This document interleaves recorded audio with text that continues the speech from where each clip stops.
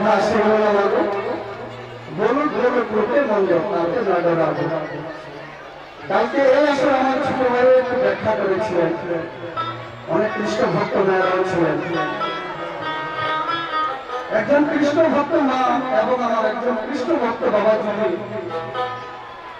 আমিষ আহার বাদ দিয়ে যদি নিরামিষ আহার গ্রহণ করে যদি সাধু সঙ্গ করতে চায়, একটু তিলক ধারণ করে, ললাটে তিলক ধারণ করে, গলায় মাল্য প্রদান করে,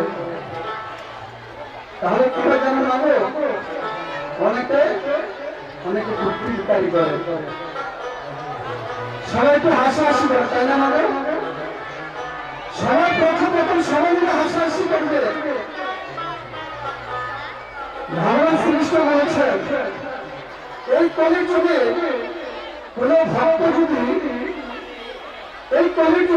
ভক্ত যদি একজন সাধু গোসাইকে দেখে, একজন মহাজনকে দেখে যদি প্রত্যুত্তরে করেও যদি একবার মুখে যদি উচ্চারণ করে রাধে রাধে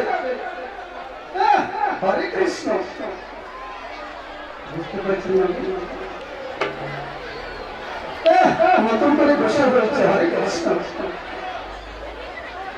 সাধু হয়ে গেল, রাধে রাধে জয় জয়। অনেকে ঠাট্টা করে না, সে ঠাট্টা কি হয় জানেন? ভগবান অখুশ হয় না, ভগবান তাহলে অখুশ হয় না। কেন জানেন?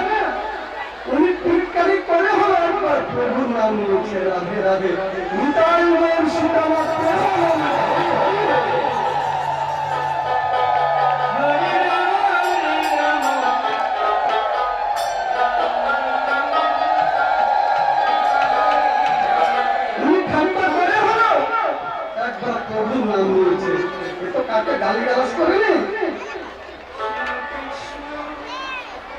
যেমন আমাদের বিয়াদু হলে আমরা কোথায় যাই মাগো?